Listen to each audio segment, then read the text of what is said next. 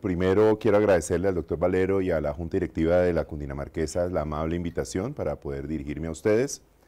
El día de hoy les voy a hablar de un tema que pues, es interesante, varias cosas. Uno, es un tema que es novedoso desde la perspectiva del manejo de la diabetes por parte de nosotros como anestesiólogos.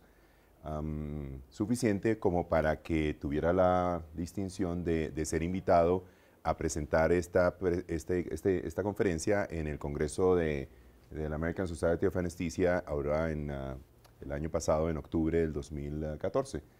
Entonces, pues fue un honor que me invitaran a hablar de este tema, que tiene una perspectiva novedosa como van a ver. Entonces, los objetivos de esta presentación son, primero, pues, conocer el impacto de la diabetes sobre la infección perioperatoria, cómo identificar el riesgo aumentado, entender el raciocinio de las intervenciones para mejorar ese riesgo y conocer la experiencia de una intervención en una muestra de pacientes en nuestro país.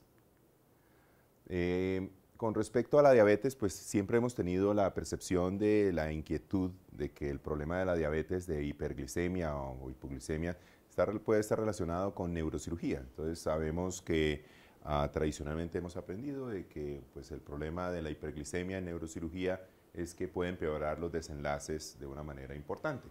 De resto, pues realmente no es claro de que tengamos una preocupación en general con respecto a los niveles de glicemia elevados en los procedimientos quirúrgicos, distinto a que nos sentimos obligados, comillas, a manejarlos o controlarlos cuando se elevan en el intraoperatorio, pero sin atribuirles una responsabilidad de causa para daño o algo así.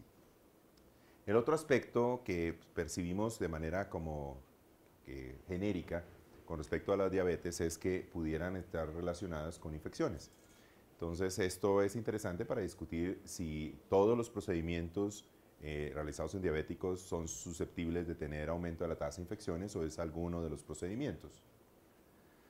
Este es un trabajo del año 2006, con una muestra de 647 pacientes en que analizan qué pasa con el control de la glicemia a largo plazo y las infecciones perioperatorias desde el punto de vista de complicaciones.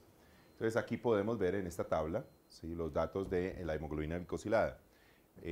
Buena parte de esta presentación va a tener un énfasis alrededor de la hemoglobina glicosilada. Para las personas que de pronto no recuerden, la hemoglobina glicosilada en los últimos 10 años se ha convertido en el marcador para verificar la calidad del control de la glicemia. Esta hemoglobina glicosilada se modifica según el promedio de la glicemia que tenga una persona en un momento dado. Entonces, si una persona tiene una diabetes y está bien controlada, tendrá hemoglobinas glicosiladas por debajo de 6,5, como cualquier persona normal que está 5, 5,5, 6 o algo así. Cuando una persona tiene sus glicemias elevadas de manera persistente o en múltiples ocasiones durante el curso de los días, su hemoglobina glicosilada va a ir elevándose y esto nos va a denotar que el paciente pues, tiene un control pobre. Entonces, es interesante que esto, por ejemplo, muchos pacientes diabéticos podemos ver que cuando van a ir a cirugía los días anteriores, pues tienen la idea de que, por su experiencia con el manejo de la diabetes, que si tienen unas glicemias muy altas, pues entonces no luce bien para que los programen para cirugía. Entonces esos pacientes en esos días antes de cirugía van a ir a consulta con el cirujano, entonces están juiciosos.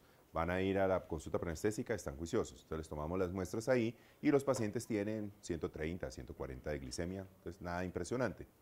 Si a esos pacientes les tomáramos una hemoglobina glicosilada, en muchos escenarios el paciente podría tener 8.5 o 9%. La hemoglobina glicosilada no cambia con un día de desorden con la glicemia. Cambia es con días y semanas de desorden con la glicemia. Entonces, esto es importante tenerlo claro para entender el contexto de esta situación. Un paciente puede tener glicemias normales, pero tener una historia de control de glicemia muy pobre. Entonces, ese paciente, con la hemoglobina glicosilada, podemos identificar que su habitual control es pobre. Entonces, esto es desligarnos El primer punto es empezar a desligarnos de la idea de las glicemias.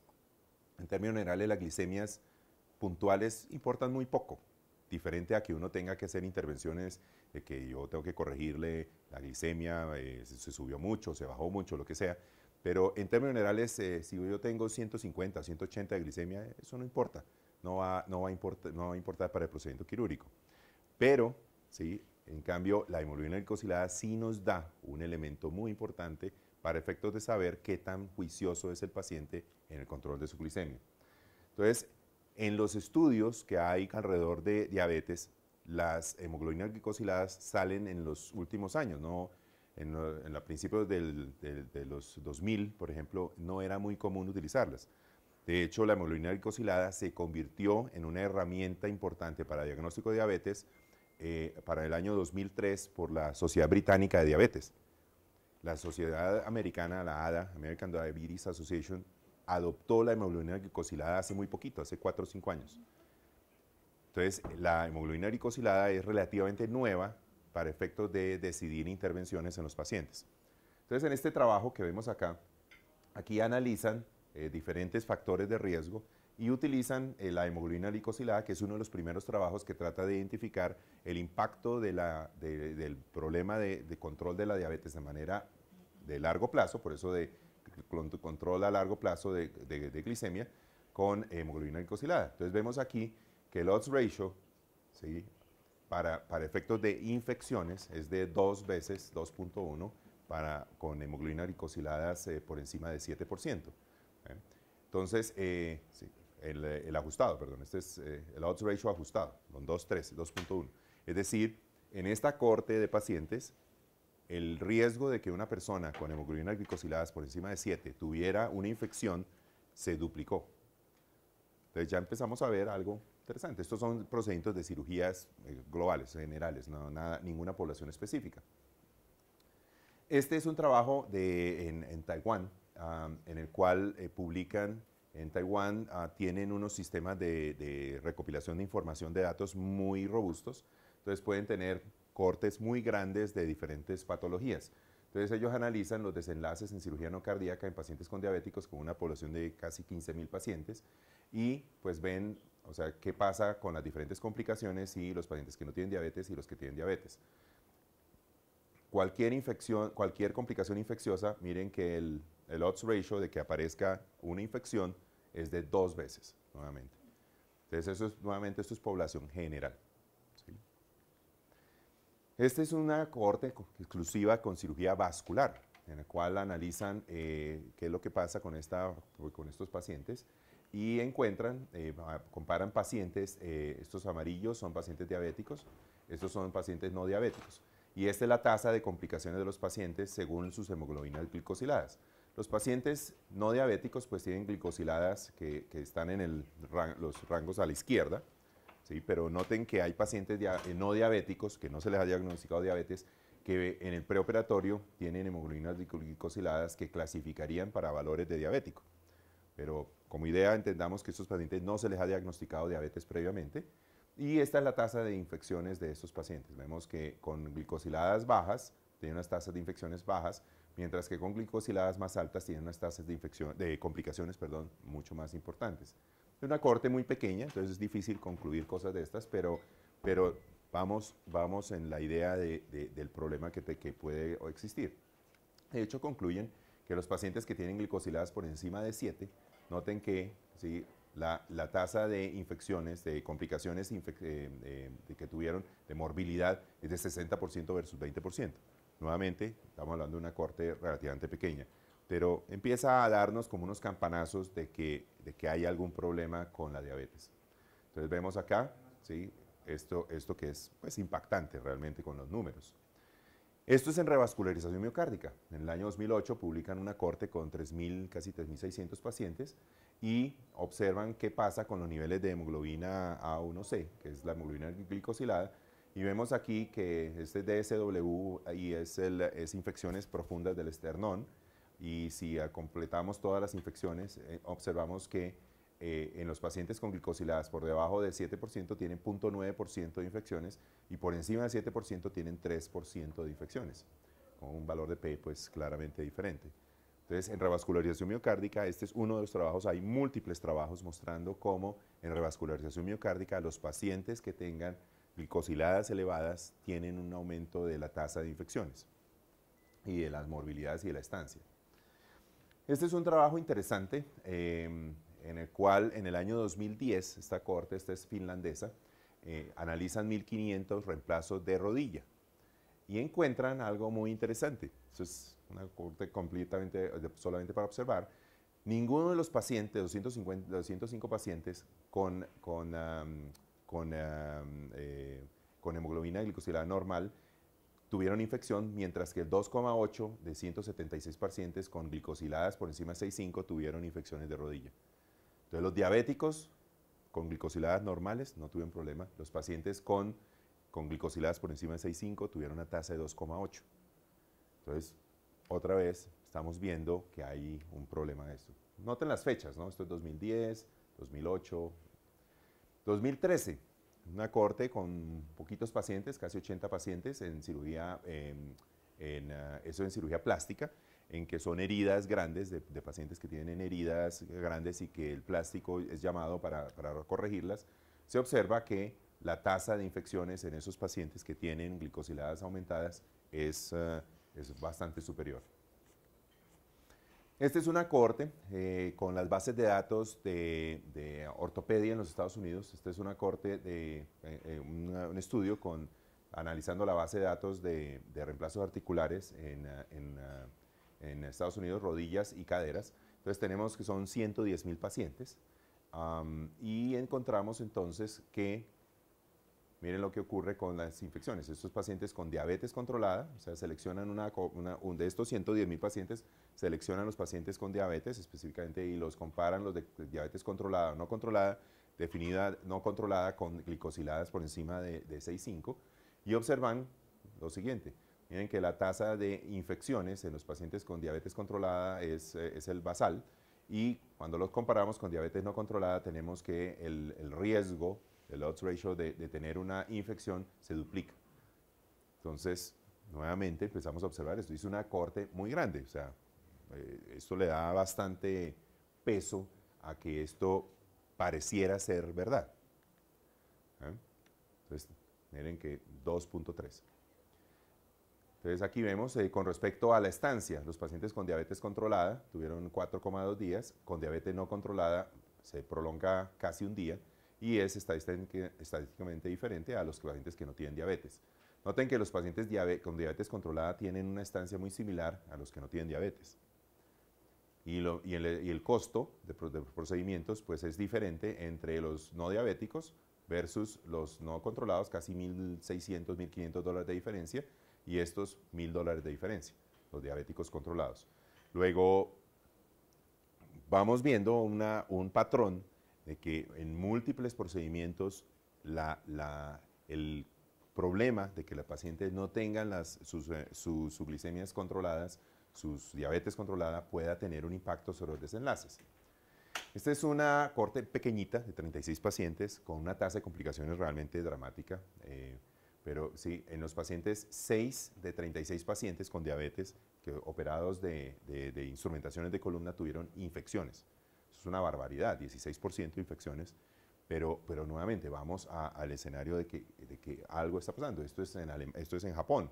O sea, no puede decir que pues, es que son irresponsables o algo así, pero pues una cohorte pequeña, pero sí llama la atención la tasa de infecciones que es bastante más alta y vemos nuevamente que los pacientes con glicosiladas controladas por debajo de 7 les fue bien, los por encima de 7, el 7% tuvieron 35% de infecciones. O sea, nuevamente es difícil hablar los números como tal por la cohorte tan pequeña, pero en 36 pacientes, pues, o sea, tenemos una tasa de complicaciones muy importante en este escenario de instrumentaciones.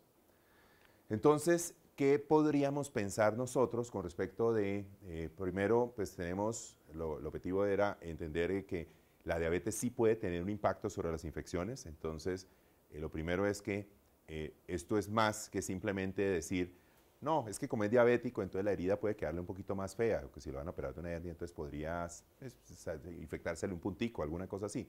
Esto va un poquito más allá, o sea, claramente son impactos duros de que los pacientes pueden tener morbilidades serias por sus infecciones. Entonces vemos en injertos vasculares, en revascularización miocárdica, en cierre de heridas mayores, en reemplazos articulares e instrumentación de columna. Para efectos prácticos, si lo vemos diferente a la revascularización, en los cuales pues parte, pues en la revascularización están los alambres externales, pero en el resto estos tienen una colocación de un elemento inerte, ¿sí? Extraño, importante. En los injertos vasculares, ¿sí? En heridas mayores, pues no, pero en reemplazos articulares, reemplazo de rodilla e instrumentaciones, tenemos que estamos colocando un elemento extraño, grande, que puede facilitar la posibilidad de tener una infección. Esto, por ejemplo, ya en análisis en cirugía colorectal. Entonces, en cirugía colorectal vemos aquí la asociación de infecciones con la hiperglicemia postoperatoria. Ojo, esta no es preoperatoria ni es glicosilada para ver cómo está controlada, sino viendo a ver qué pasa en los pacientes diabéticos, analizando, comparando qué pasaba cuando les toman las glicemias y comparan los resultados de las glicemias contra lo que ocurre con sus infecciones. Entonces vemos aquí que los pacientes que tuvieron glicemias por encima de 11 milimoles, esto es casi 200 miligramos por decilitro de azúcar, tienen un riesgo relativo de infectarse de 3,6. Esto en el postoperatorio, es decir, un paciente en el que en el postoperatorio se descuadra, diabético, se descuadra su glicemia, se aumenta sustancialmente el riesgo de que tenga infecciones. Entonces es algo bastante llamativo. Este es otro análisis de 55,000 pacientes de NSQIP. NSQIP es el registro, de unas bases de datos del American College of Surgeons, y entonces analizan 55,000 pacientes con diabéticos que se someten a cirugía no cardíaca. Entonces esta es la casuística, vemos en cirugía ortopedia general 33% con 18,000 pacientes, ortopedia casi 12,000, urología 9,000, vascular 7,000, neurocirugía 3,000, otorrino 2,000, torácica 1,800, etc. Casi todos los pacientes que se incluyen en estos registros son cirugías, por ejemplo, en urología. La cirugía pequeña es prostatectomía abierta. Eso es la cirugía pequeña de urología.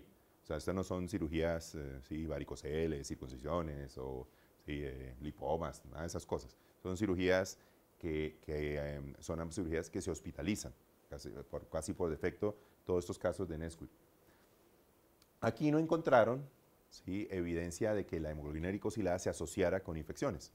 Pero noten primero que la población es bastante general, o sea, no estamos hablando de elementos puntuales.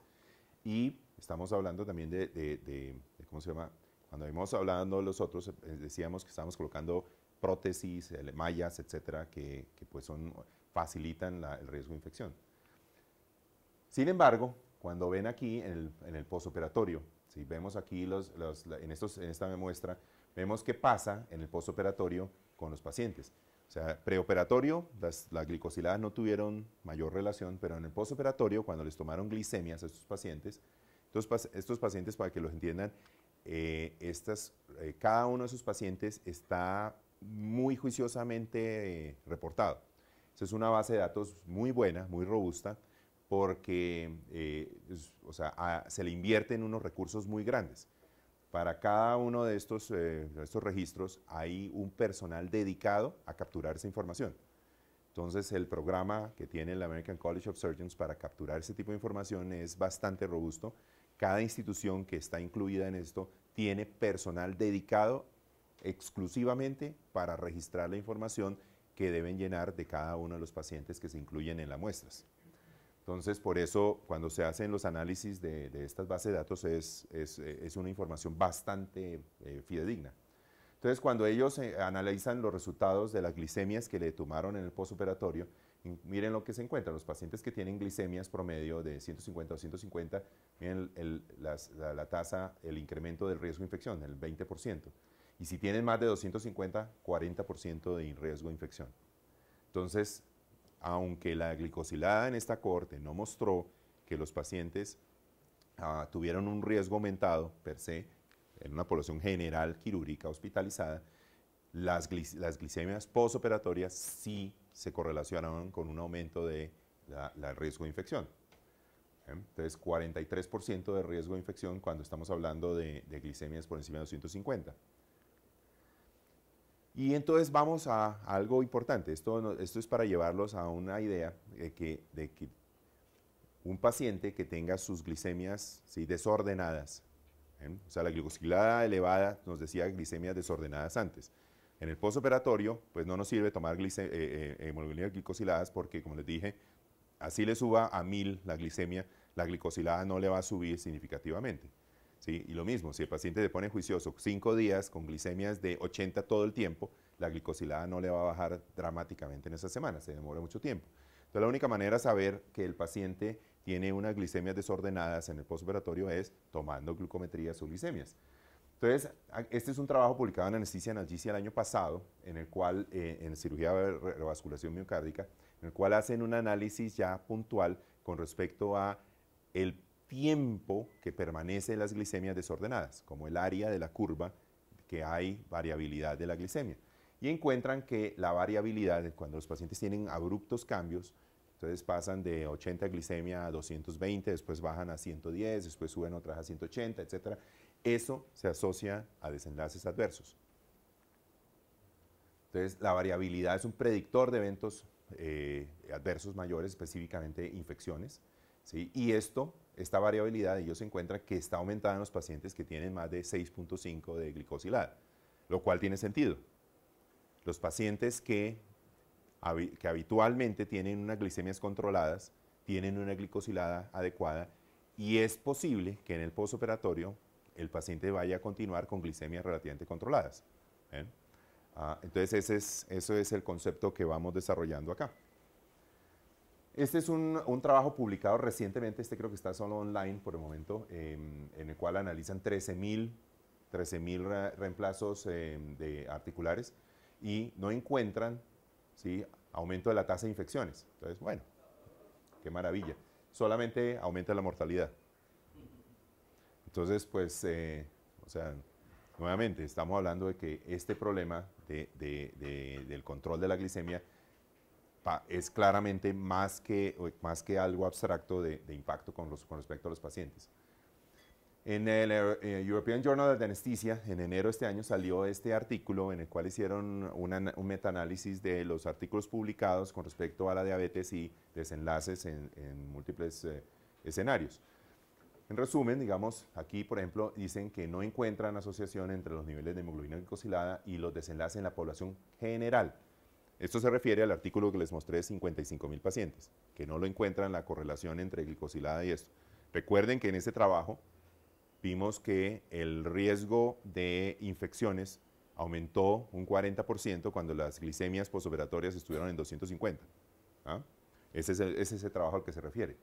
Existe alguna evidencia, sin embargo, que los pacientes diabéticos y programados por cirugía vascular, reemplazos articulares, puedan ser un grupo con riesgo elevado. Entonces dice más adelante, los médicos deben distinguir entre evaluación preparatoria y screening para efectos de medicina preventiva y más. En el British Journal of Anesthesia sale otro artículo con respecto a las aproximaciones para pacientes diabéticos y mencionan algo que empieza a ser interesante, postergar una cirugía mayor electiva con problemas de control hasta que el control de la glicemia sea mejorado. Se puede predecir que disminuya la morbilidad y mortalidad, que es un objetivo que seguramente los pacientes y el médico tratante le va a parecer interesante. Esto es publicado ahorita en 2015. Entonces, esto es para ponernos en contexto de lo que ya les voy a presentar. Entonces, ¿qué hacemos con esta glicosilada y si se justifica? Entonces, primero, deberíamos tener un control estrecho de la glicemia.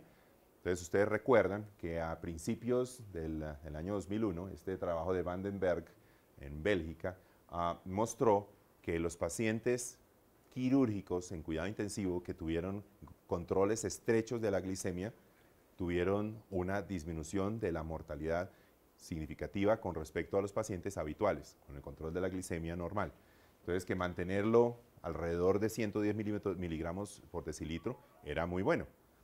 Como ustedes todos saben, este trabajo, rápidamente hubo un trabajo que se hizo en unidad de cuidado intensivo médica, que no pudo verificar que esto ocurriera. Después empezó a haber una serie de trabajos pequeños que empezaron a encontrar que no parecía ser cierto esto, que el intento de tratar de controlar la glicemia de manera agresiva, digámoslo así, severa, al contrario producía daño, hasta que finalmente salió el Nice Sugar del grupo australiano, que como sabemos, ¿sí?, mostró que ser riguroso, severo con el control de la glicemia solamente aumentaba la muerte. Entonces, claramente, pues esta aproximación de hacer un control severo de la glicemia no es una aproximación ideal. Entonces, o sea, esforzarse porque el paciente esté oscilando alrededor de 100, 110 miligramos por decilitro probablemente no sea una estrategia favorable para los pacientes, porque claramente, y esto se había descrito ya años atrás por diferentes cohortes y reportes de caso, la incidencia de hipoglicemias y de problemas relacionados con el intento del control de la glicemia de manera severa, pues es dañino para los pacientes. Entonces, ¿qué más podemos pensar? Entonces, este es un trabajo de 26.000 pacientes en pacientes con enfermedad cardíaca, con controles de glicemia. Entonces, miren la tasa, el riesgo relativo de muerte con respecto a la hemoglobina glicosilada y sus controles. Miren que cuando los pacientes están alrededor de 6,5 o 7, pues tienen unos valores mínimos de riesgo, mientras que están en los extremos con glicosiladas altas o con glicosiladas bajas, ¿sí?, los riesgos se aumentan. Glicosiladas bajas, los pacientes se han intentado estrategias agresivas para manejar la glicemia y los pacientes entonces desarrollan morbilidades, como lo que describimos con el Nice Sugar. Y aquí, con hemoglobina glicosiladas altas, el paciente no tiene control, el paciente pues tiene el riesgo aumentado que hemos descrito. Estos son pacientes no quirúrgicos, entonces simplemente pacientes de cirugía, de patología cardíaca. Y este es un trabajo de Lancet del año pasado, en el cual analizan 10.000 pacientes, es un estudio aleatorizado en el cual tratan de ver el impacto del control intenso de la glicemia sobre la enfermedad coronaria. Y esto lo siguieron a 3,7 años y encontraron que el control intenso, cuidadoso de la glicemia, en estos pacientes mejoró la incidencia de eventos de infarto miocárdico y revascularización y angina. Entonces, pues, la cosa es difícil, no parece ser claro decir, no, dejemos un poquito de liberalidad a largo plazo o seamos un poco más severos. Pero, pues, en esto estamos en algún dilema. Ahora bien, para nosotros, ¿sí?, ¿qué podemos hacer para efectos prácticos de nosotros? Les voy a describir la experiencia que hemos tenido en nuestra institución, en la Reina Sofía, en la cual hablamos de la intervención de la hemoglobina glicosilada. Nuestra clínica es un hospital de 250 camas, tenemos alrededor de 9.000 casos quirúrgicos al año y manejamos alrededor de 265 reemplazos articulares, rodilla y cadera por año. En el año 2007 publicamos esto en la revista colombiana de anestesia, noten el año, 2007, eso fue a mediados del 2007 publicamos esto, y era, o sea, en este protocolo de laboratorios que propusimos, encontrábamos que de pronto algunos pacientes diabéticos podrían tener una tasa de infecciones que nos incomodaba. Entonces, en ese momento, planteando qué hacer, ¿sí?, porque pues, como todo, si tenemos un problema, tenemos que buscar estrategias para solucionarlo.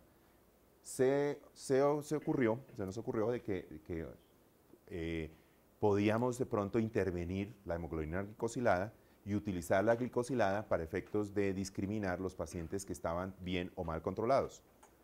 Entonces, se propuso esa estrategia. Entonces, aquí está, miren. Entonces, en los diabéticos ahora bien, en los diabéticos programados para procedimientos con riesgo serio de infección, ¿sí?, ¿por qué es importante esto? O sea, nuestro rol perioperatorio va a que en realidad, si lo vemos de manera práctica, es poco importante si uno le da general, regional, bloqueo, lo que sea, eso no importa. Lo que importa es, ¿sí?, con el concepto que tenemos hoy en día, es que el paciente a los 30 días esté mejor o igual que como entró. Esa es la meta anestésica hoy en día. Realmente pensar de que vamos a mejorar la mortalidad, ese tipo de cosas, o sea, la mortalidad anestésica se ha caído dramáticamente, las muertes en los quirófanos son absolutamente exóticas, ¿sí? Luego, las intervenciones nuestras hoy en día deben ir orientadas dentro de 30 días, y probablemente dentro de muy poquito estaremos pensando ya dentro de un año, porque ya muchas intervenciones ya van para eso, dentro de un año mi paciente está igual o mejor. Si el paciente está peor que como entró, es un fracaso del procedimiento, punto. Eso es así de binario. Si el paciente está peor que como entró, fracasamos como equipo. ¿Eh? Entonces, eso es algo importante tener presente. Entonces, ¿qué ocurre? Cuando nosotros veíamos estos pacientes y se infectaban, cuando un reemplazo articular se infecta, todos sabemos que eso es una tragedia. El paciente se le acabó la vida 6 meses. Es una tragedia, tragedia. Ese paciente va a estar, van a tener que reoperarlo varias veces, van a tener que quitarle la prótesis, van a tener que ponerle un espaciador, el paciente va a estar con antibióticos parenterales X tiempo, se le acabó la vida, no puede trabajar, ¿sí? O sea, es trágico, es realmente una tragedia. Luego, cualquier estrategia en la cual nosotros podamos incidir de manera real en reducir ese riesgo es válida. Es trascendental entender que eso es crucial. O sea, un paciente no puede, o sea, no podemos tolerar tener infecciones o tener complicaciones serias prevenibles. Eso no es tolerable. Y eso es un concepto que debemos ir adquiriendo nosotros en parte de la parte de nuestro manejo. Entonces, como mencionábamos aquí, en pacientes con procedimientos con riesgos en infección, como prótesis articulares, cirugías vasculares mayores, se propone ordenar una hemoglobina glicosilada para determinar la calidad del control preoperatorio de la diabetes. Si los valores son superiores a 6.5, es una demostración que el manejo de esto es deficiente y es razonable asumir que el riesgo de infección durante la intervención se incremente significativa con consecuencias desastrosas. Por eso debe posponerse este tipo de cirugías hasta lograr un mejor control. Esto lo presentamos en el 2007. En ese momento no había literatura al respecto. Realmente no, esto fue una postura empírica, tratando de enfrentar un problema que teníamos. Esto fue empírico completamente. Y esto motivó, de hecho, conflictos con los otros grupos médicos. Por ejemplo, entonces el infectólogo decía, no, eso no importa, el paciente tiene 9 glicosilada. Si hoy, esta semana, estos 3 días ha estado el paciente hospitalizado con glicemias de 120. No, señor, no, ese no es el problema.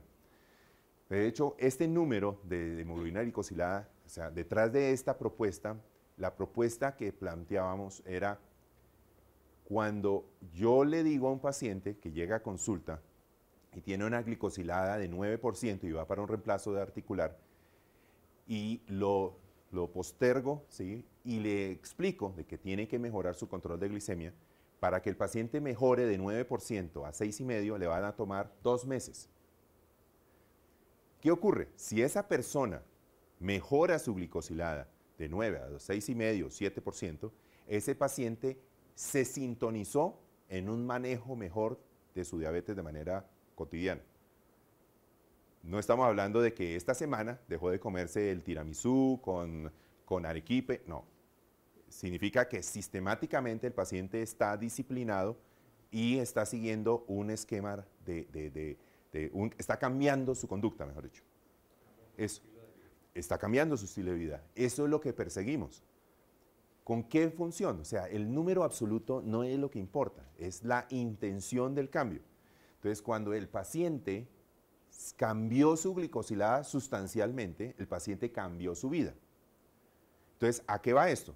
A que cuando lo vayan a operar, el paciente, lo más probable es que ese paciente, después de estar 2 o 3 meses sometido a un cambio riguroso de su vida, haya adoptado un cambio de esquema de manejo de su situación de comida y de su manejo de diabetes. Entonces, cuando vienen a visitarlo los familiares, ¿sí? En su reemplazo articular y le traen la torta maravillosa, no se la va a comer. ¿Eh? Y ese problema que hemos visto, o sea, que de manera uniforme, los pacientes que desarrollan hiperglicemias sustanciales en el postoperatorio tienen aumento de las infecciones y de complicaciones y de mortalidad y demás, ese paciente lo estamos sacando de ese riesgo. Estamos reduciendo el riesgo de que después de la cirugía el paciente vaya a enloquecerse y que tenga glicemias espantosas. Ese es el raciocinio que hay detrás de esta intervención, no el número absoluto. De hecho, alguna vez tuvimos alguna discusión con algún colega que decía, no, el paciente tiene 6,6, cancelado. No, hombre, pues sí, pues, el paciente le bajó de 8%, le bajó a 6,6, maravilloso, el señor está espléndido, va para cirugía, démosle un besito, felicitémoslo, ¿sí? porque es la intención, y es que cambió su modo de vida. ¿Ven? Entonces, eso es lo que va detrás de esta intervención, buscar que el paciente tenga un mejor control de vida. En estos días tuve un paciente en el cual yo lo había visto en consulta en noviembre. Iba a ser operado los primeros días de diciembre y tenía 9,2 de glicosilada. Señor, se puso frenético, lo que sea. Asombrosamente, diciembre y enero, ¿sí? Y este hombre llegó con 6,2. ¿Ah? O sea, claramente este paciente se sintonizó con su problema y hizo una situación rigurosa. Porque en diciembre uno realmente controlar sus glicemias y dejarlas normales, eso es bien difícil, es un esfuerzo, requiere una carácter fuerte. Y en nuestro esquema del año 2007 teníamos eso. Entonces aquí, perdón, es que no está. Entonces aquí teníamos en este diabetes que si el paciente tenía riesgo de infección, entonces le tomamos, o sea, el riesgo de infección nos referimos a esos procedimientos de alto riesgo. En ese momento definíamos injertos vasculares, reemplazos articulares, instrumentaciones de columna y mallas. Entonces, si el paciente estaba en ese tipo de grupo de cirugía, le tomaba glicosilada, si estaba por encima de 6,5, optimizar, si estaba por debajo de 6,5, va para cirugía. Esa era la propuesta. Aquí básicamente eso. Entonces, en reemplazos de articulares, instrumentación de columna, injertos vasculares, y ahí en ese momento estamos incluyendo radiografía con mallas. ¿Qué hicimos para esto? Entonces, primero, en el año 2007, presentamos esta propuesta, la discutimos en el grupo de anestesia, la presentamos a la dirección científica, en la clínica la aprobaron, y se lo presentamos entonces a ortopedia, que es digamos, nuestro usuario mayor de este grupo de pacientes de riesgo de infección catastrófica.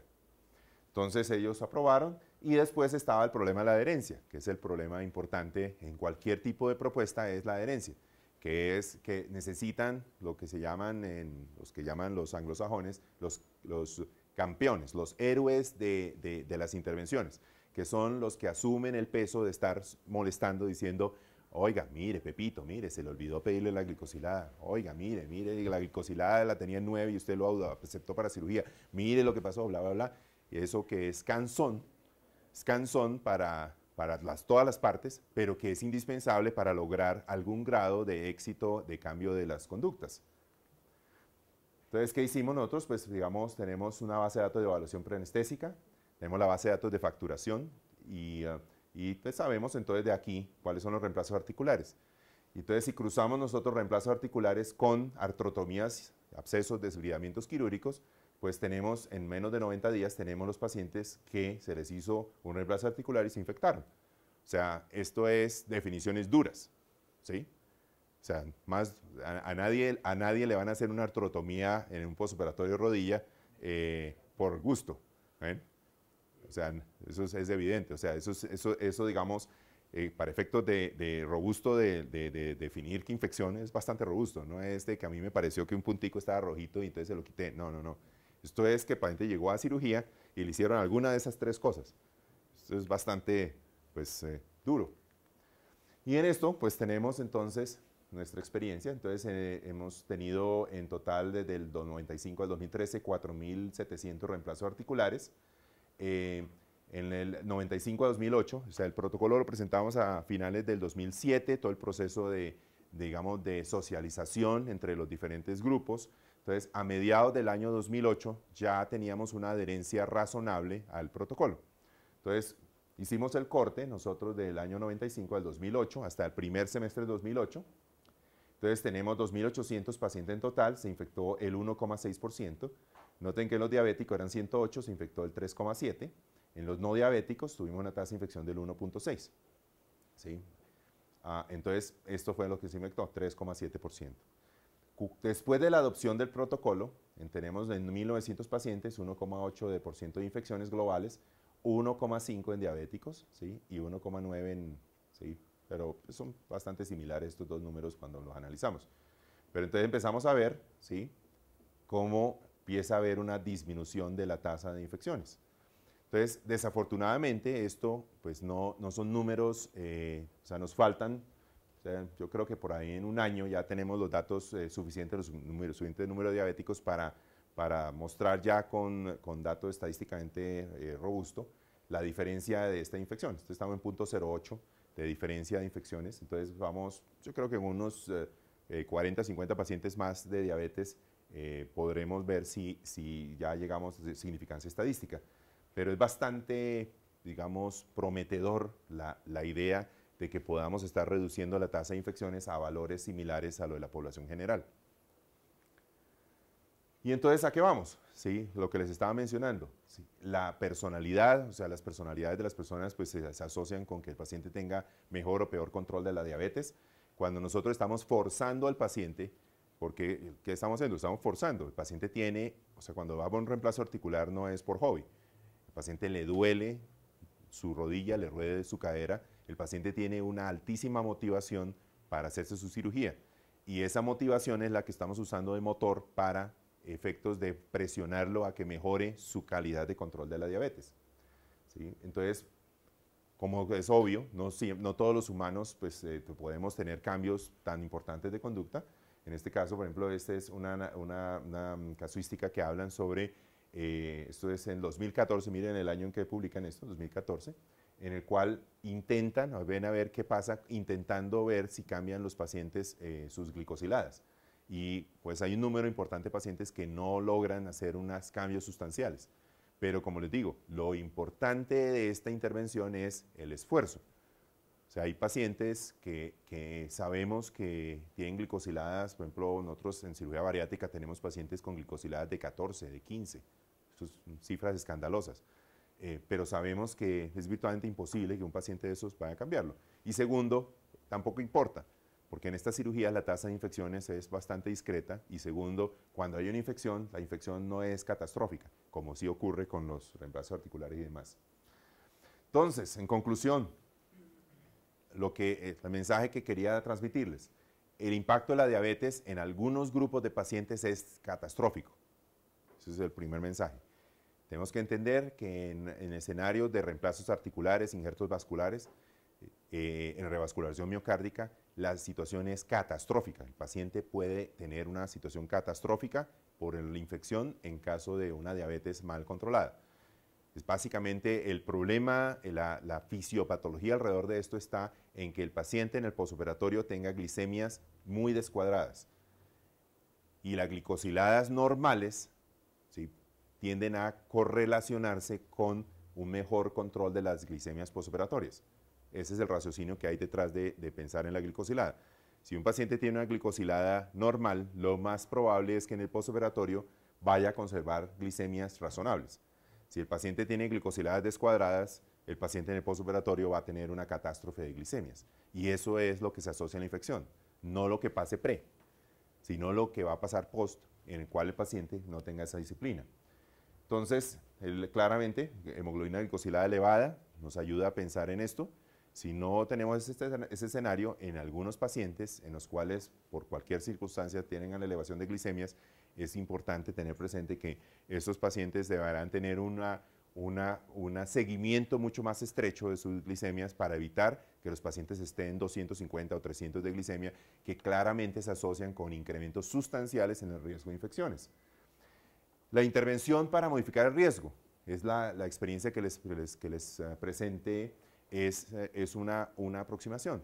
Es decir, nosotros en consulta preanestésica podemos buscar los pacientes que tienen un riesgo aumentado y a esos pacientes de riesgo aumentado buscar la intervención de que controlen mejor su glicosilada. Ya en este momento las hernias inguinales, por ejemplo, no tienen ningún sentido.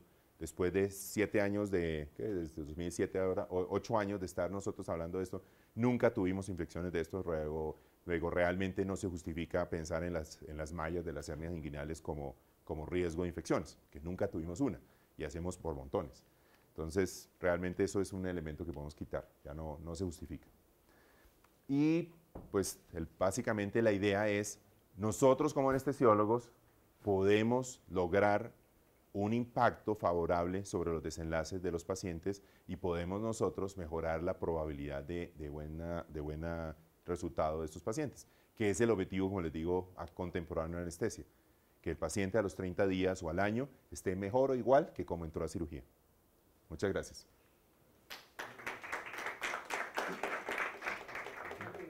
En ninguno de los estudios veo yo si hubo alguna diferenciación entre los pacientes insulino dependientes No. y los no insulino dependientes. No. ¿Ese no se considera como un factor No. para diferenciar en vista de que... No, ninguno de los trabajos que yo he visto hay discriminación en ese sentido. La discriminación simplemente es el resultado final del manejo de la diabetes, que es que la glicemia esté o no controlada o la glicosilada esté o no controlada. Y el otro tema es el control postoperatorio que están haciendo. El control postoperatorio cercano a esos pacientes incluye, veo yo que hay ventajas en la glicemia, pero cada cuánto, ¿cómo se está afectando? No me sé el esquema habitual para esto. O sea, en la mayoría de los sitios, pues las instituciones tienen su protocolo de escalas variables de control de glicemia. Entonces, algunos sitios lo toman cada 12 horas, otros los toman cada 8 horas. ¿Sí? Depende de lo que vayan encontrando. O sea, si un paciente, pues si yo tengo una glicemia, si la primera glucometría que tome me dio 220, yo tengo que estar más encima de ese paciente que el paciente que tiene glucometrías de 140 o 150. Entonces, hace unos días, por ejemplo, hice un insulinoma. ¿Sí? Hice un caso de esto. Entonces, pues, un paciente de esos pues, necesita glicemias bastante intensas. Tuve una pequeña glicemia de 23. ¿Sí? Entonces, tocó ser bastante agresivo en manejar esto. Y, de hecho, 15 días después, el paciente está necesitando todavía infusión de glucosa, que tiene más en otros sitios lesiones. Pero digamos, todo depende de cómo son los valores iniciales que tiene el paciente. Si los valores son pues, ligeramente elevados, ese paciente pues, no va a justificársele tomar glucometrías múltiples en el día. ¿Preguntas?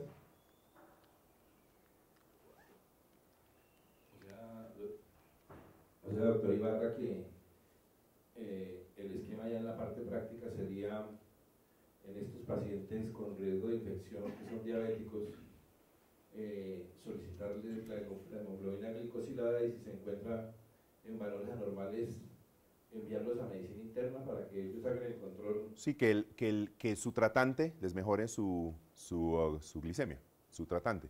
De hecho, la aproximación, o sea, para efectos de facilitar las cosas, ¿sí? La aproximación más práctica es hablar con los grupos quirúrgicos con los cuales uno trabaja y que los ortopedistas, o básicamente son los ortopedistas, tengan claro de que todo paciente que va a ir para instrumentación de columna o para reemplazo de rodilla, cadera, hombro, que son poquitos, pero que hay, se les tome una glicosilada si son diabéticos. ¿Ah? O sea, que ellos sepan que parte de que su screening, si ellos quieren pedirle parcial de orina o lo que sea, además de parcial de orina, le pidan su hemoglobina glicosilada. O si no le piden nada, los nuestros, por ejemplo, no piden nada. Nada es nada, nada. Pero ellos ya saben que, digamos, la solicitamos. ¿Y qué pasa? Realmente ha sido muy agradable la experiencia de trabajar con el grupo de ortopedia porque los ortopedistas, ¿sí? Son un grupo quirúrgico compulsivo con el riesgo de infección. Ellos son realmente compulsivos, o sea, ellos tienen sintonizado realmente la percepción de catástrofe de las infecciones en ortopedia, lo tienen muy claro. Y cuando uno les presenta esto, ellos ellos dicen, sí, ya, lo hacemos, punto. Ellos no se ponen, no, que de pronto, no, sí, lo hacemos. Les interesa y es muy fácil venderles la idea de glicosiladas a ellos, es facilísimo. Porque ellos son los primeros interesados en que no se les infecten sus cirugías mayores, ¿sí? Porque es realmente catastrófico.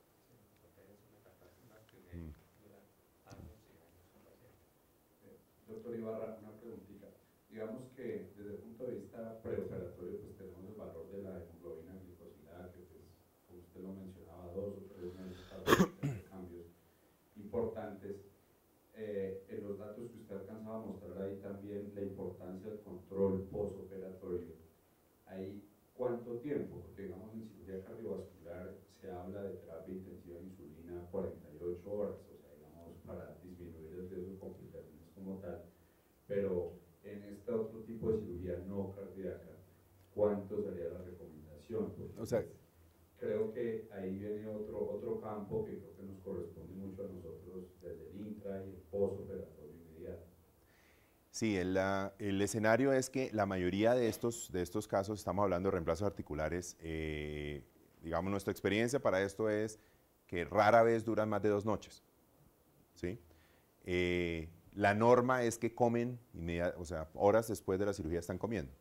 Entonces, estos son pacientes donde, digamos, es relativamente fácil controlar sus glicemias si el paciente tiene su rigor de controlar la glicemia. El paciente ya sabe que no se va a comer el dulcecito que le trajo Pepito Pérez, ¿sí? El paciente ya sabe que le corresponde a tal hora, tal dosis, tal hipoglicemiante, que le corresponde tanta insulina. O sea, por eso insisto en que es trascendental el esquema de que previamente el paciente haya cambiado su estilo de vida, porque ese paciente en el postoperatorio es muy fácil de controlarlo. Es muy infrecuente que nosotros tengamos pacientes que tengan 300 de glicemia en el postoperatorio cuando han venido a una cirugía programada, son diabéticos y tienen glicosiladas normales. Eso no nos pasa. Entonces, esa es la ventaja, porque casi siempre, o sea, diferente a cardiovascular, en estos pacientes, pues reemplazos articulares, rodillas, incluso vasculares que van con regional, rápidamente están comiendo. Entonces, rápidamente están sometidos a su esquema habitual de glicemia y no es problema. Cirugía vascular, cardiovascular sí es diferentísimo el escenario. No sé si tuvo oportunidad de revisar algún artículo que hable de infección en cirugía odontológica. ¿Odontológica? Sí, porque frecuentemente en el campo que yo trabajo, igual los odontólogos son muy juiciosos en el tema de prácticamente no programar pacientes, porque la figura en estas cirugías es diferente. Entramos a una cirugía que fácilmente, no dicho, es al revés de ortopedia. En la ortopedia hacemos antisepsia y colocamos un elemento externo. En las cirugías odontológicas entramos de un medio contaminado hacia un hueso que está sin contaminar. No vi ninguna cosa de literatura en odontología. De hecho, pues de pronto incluso hasta endocarditis se ha bajado digamos, la intensidad de esto. Antaño, pues cualquier procedimiento odontológico motivaba todo tipo de intervenciones para endocarditis. Se ha encontrado que eso no es real ni tiene un impacto como tal. Pero específicamente en diabetes no he visto nada, pues no lo he buscado, como todo, no lo he buscado, pero no vi nada reportado con respecto a riesgo de infecciones en estos pacientes. ¿Sí? El punto, digamos, que hay que entender para el riesgo de infecciones, cuando entendemos la infección es, para que haya infección se necesita un inóculo, ¿sí? Y necesita un huésped que favorezca y un ambiente que favorezca la infección. Entonces, en un procedimiento ortopédico como un reemplazo articular, yo estoy poniendo un potencial inóculo grande, ¿sí? Un fierro ahí que le estoy metiendo al paciente. Estoy generando un ambiente donde hay un tejido cruento, hay un montón de sangre, ¿sí? Y cuando hay diabetes pues, y hay glicemias elevadas, el ambiente es propicio para que la capacidad del huésped de defenderse se reduzca. O sea, la capacidad fagocítica de todo el sistema se reduce, la capacidad de defenderse se reduce con la hiperglicemia. Entonces, eso es un escenario. Si uno lo aplica desde el punto de extrapolando a lo de odontología, en odontología es muy pequeño los inóculos que pueda haber, en teoría, pues, pero estoy especulando. Los odontólogos frecuentemente o hacen profilaxis, pero siempre nos preguntan respecto del tema y hemos venido solicitando la hemoglobina glicosilada como un marcador para determinar si el paciente está en riesgo o no, porque es que lo que le cuento, ahí el riesgo es diferente. Porque uno está entrando por la raíz de un diente que está perfectamente infectado para hacer una exonción, una osteotomía, entonces casi que sí, pero hay potencial riesgo de inocular directamente por la naturaleza de la cirugía. Sí. No sé.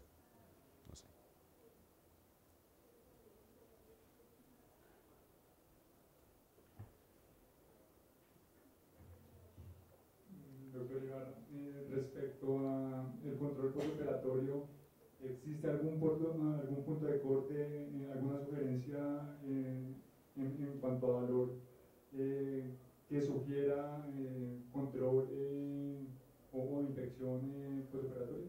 Los datos muestran que lo ideal es estar por debajo de 150. 150 es el corte digamos, de que el riesgo se empieza a asimilar a los valores normales. Por encima de 150 el riesgo del paciente pues empieza a aumentar. como todo, hay que tener presente, cuando yo tomo una glucometría de 140 ahorita, en este momento, yo podría haber tenido 190 hace una hora, ¿eh? O podría tener 190 dentro de una hora. Entonces, esto es importante tenerlo presente de que cuando yo tomo esto, no significa que el paciente todo el tiempo ha estado juicioso por debajo de esto. Significa que en ese momento estoy en esto y habitualmente nos imaginamos que estamos oscilando alrededor de ese número. Pero el paciente perfectamente hace una hora y media podría haber tenido 200. ¿Sí? Doctor Ibarra,